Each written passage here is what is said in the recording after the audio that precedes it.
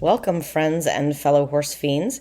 You've landed on Come Ride With Me, a podcast dedicated to helping you find harmony, joy, and success in your riding. I'm your host, Anna Fox of Equus Enlightened. This pod isn't about training your horse, but about training you to be the best partner for your horse. Listen to find out how I use my intention to direct my ride. You'll hear how I decide what to focus on, what to say yes to, and when to redirect my horse. You'll see how not getting frustrated or overwhelmed is the easiest path to sanity and harmony. So, what are you waiting for? Come ride with me. Welcome, friends, to another bonus episode of Come Ride With Me. This is a follow-up to our leading and following episode. So, if you haven't checked it out yet, you might want to. Usually, it's difficult to teach experienced equestrians how to follow. I know because I was one.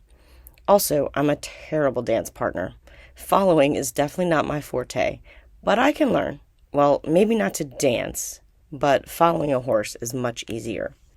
Early on in most equestrian endeavors, we're taught that we must lead, that the horse needs a firm leader, and all of that jazz. The trouble is, that isn't really jazz with real horse behavior. As I was continuing through my equestrian journey, I had this nagging feeling that something wasn't right. My family visited the beaches of the Outer Banks of North Carolina, where I could watch the wild horses, and this was long before there were fences keeping them to a certain part of the beach. These horses were chill in their family groups, no fighting, no competing for things, and a group of stallions living together was just as common as a group of mares and foals with a stallion. That was not what I had been taught about horse behavior. Of course, I had to start looking into this and doing more research. Turns out that dominance behaviors we see in horses are created by humans. Yes, stallions will compete for mares or a band in the wild, but it's rarely to the death fighting, as I was told, and it's also not something that happens very regularly. Family bands are generally well established and long-lasting, also something that I was not taught. But we aren't here to discuss the living behaviors of wild horses. We're here to discuss how we can communicate better with our domestic horses. Though I do think taking an opportunity to observe horses in the wild can be really helpful. So if you ever have that opportunity, take it. There are several places in the States you can do this. All over the world there are wild horses. So it's a very interesting observation, especially if you know nothing but domestic horses. And recently I was reading a book that talked about manifesting your destiny or your plans and surrendering them to the universe. And the theory with this is that positive thinking creates a vibration within our energy that is at a higher frequency than negative thoughts. And with this positive, higher vibration, the universe delivers what we're trying to manifest. And I'm sure if you've read any self-help books, you've heard that rhetoric. I have a really hard time surrendering. But the book I was reading put things in a different perspective. It said, take charge thinking is fear-based thinking. And the act of allowing is love-based thinking. So if you're always trying to take charge, always trying to grab the universe by the horns and force it to do what you want to do, this is fear-based thinking. The fear of what you're not going to get, usually. And the act of allowing what you want to happen and to manifest through the universe is love-based thinking. So if you have a horse that's unsure about a situation or is maybe just having a bad day, and your fear of not getting what you want from that horse that day takes over, you're going to take the reins, take charge, start demanding your horse do X, Y, Z. And maybe the horse isn't ready for that. And then you get pushed back, and then we have a long, complicated riding session ahead of us. If my faith in the horse is greater than my fear, of what I'm not going to get, I can surrender to the horse's timing and create space to allow the horse to do what I want. It's like the old trying to force a square peg into a round hole saying, right? When you watch a kid playing with that toy, they allow for the possibility of eventually picking up the round peg and fitting it into the hole. They don't usually spend half an hour trying to cram the square peg into the round hole. They may try a few different ways and whatever, but then they're going to start picking up other pegs and seeing if they'll fit, right? They're allowing the space to find the right answer. So creating space to allow your horse to find the right answer is very important. And if this is a new concept to you, start slow.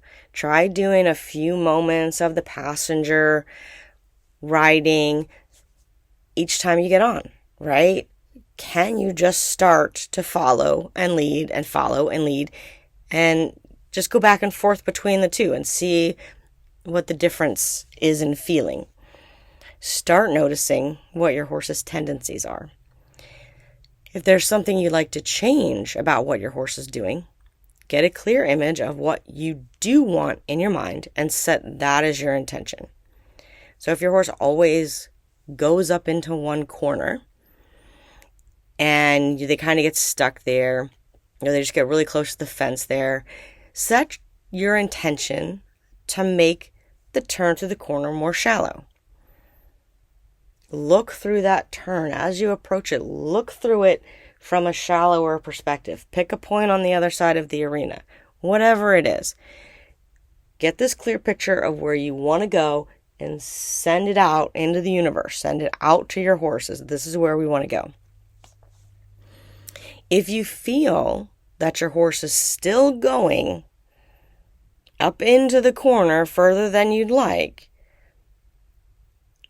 softly but clearly and firmly use one side of your aids like we discussed in the video. Just, oopsie, what if we go this way? And then go back to following again. As soon as the horse is committed. As soon as they commit, you want to allow, let go, release your own brain cramp, and be happy that they made the change. If it didn't go as smoothly as you would have liked, you can continue to tune it up. Keep your intention to ride more shallow corners. For now, when you feel the horse is now following your intention, use your one-sided aids again. In the meantime, play with setting your intention earlier for the corner, asking for their trajectory to change earlier. Does a stronger aid work or a lighter aid?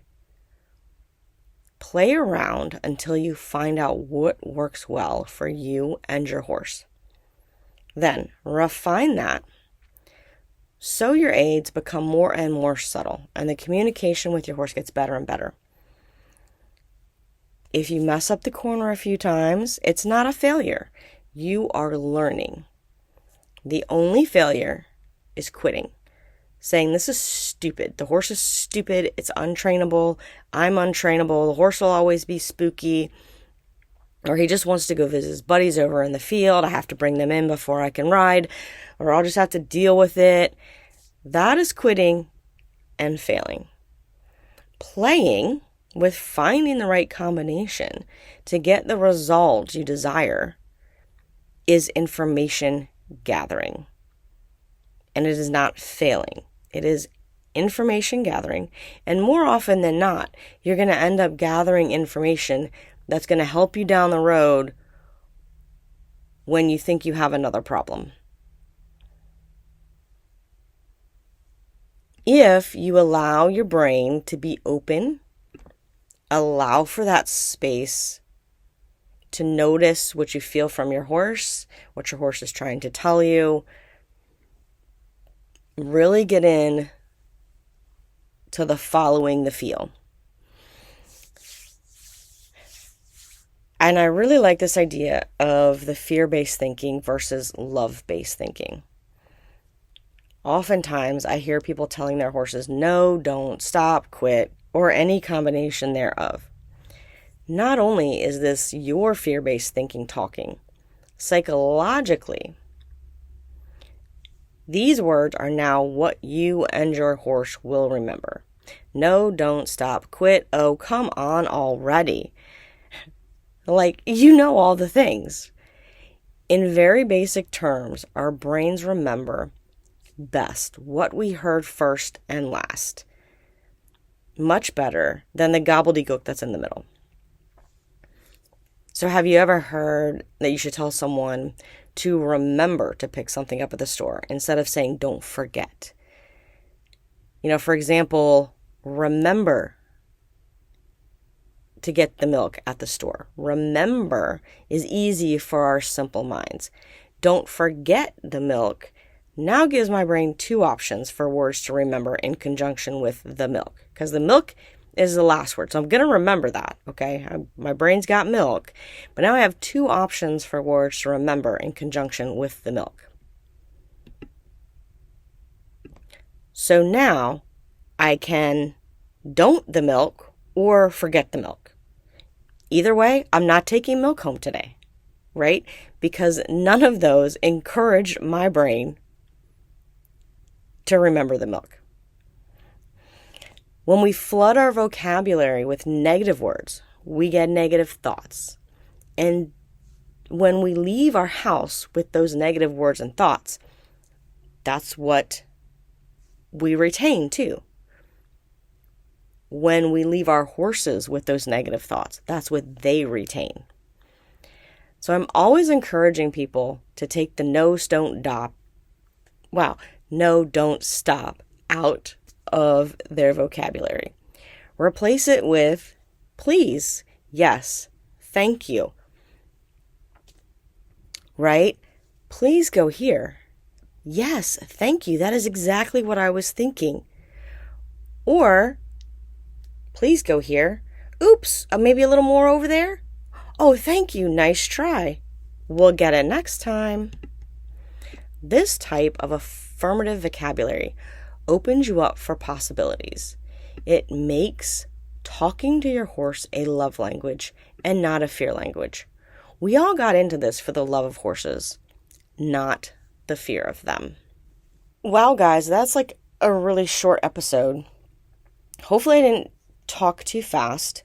There's just a few key points that I wanted to get out there that go with the leading and the following, but will help your relationship and your communication and your riding so much if you can change your thought process to that love-based thinking of allowing.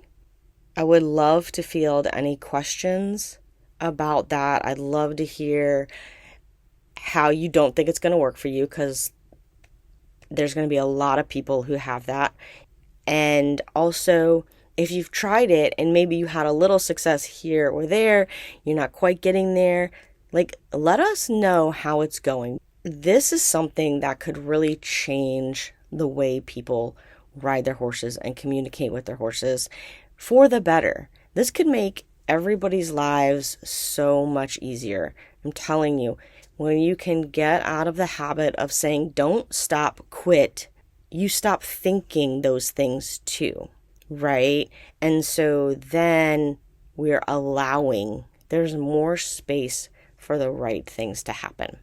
If this way of communicating with your horse is new to you, or if these ideas are different than what you've been working with, start small. You don't have to change everything overnight. In fact, research shows that making a decision to change your habits and then taking smaller, incremental steps toward producing new habits is the most successful way to make change. If you know that nothing is working with your horse and you're in a place that feels dangerous to you, stop and get some help. If you are just thinking, I need an easier or a better way to do this, or maybe you just aren't quite finding the success you deserve, start small. You have lots of old habits. Give your brain time to wrap itself around the new ideas. give yourself that allowance and the loving energy you want to give your horse. So I know this was short and sweet, I hope. Please let me know how it goes. The links are in the show notes. You can always email me, anna@equisenlightened.net. Hit me up on the social media. Have a great weekend, guys. Happy riding. Thanks for listening to this week's episode of Come Ride With Me. My goal is to demonstrate to riders that we don't have to do something every second of a ride. We don't have to do things a certain way or at a certain time. Just staying present with your horse and gathering non-judgmental information about how they are going is way more beneficial than overthinking and overworking. If you'd like to learn more about what I do at Equus Enlightened, you can find me at equisenlightened.net or on patreon.com/Equus Enlightened. You can also find me on social media as Equus Enlightened. I will put all the links in the show notes. And until next time, happy riding. Oh, before you go, please remember to rate, review, and share this pod so others can find it. I would love constructive criticism, but like my mom used to say, if you don't have anything really nice to say, there's no need to say it. Just ride on, my friends. Have a great week.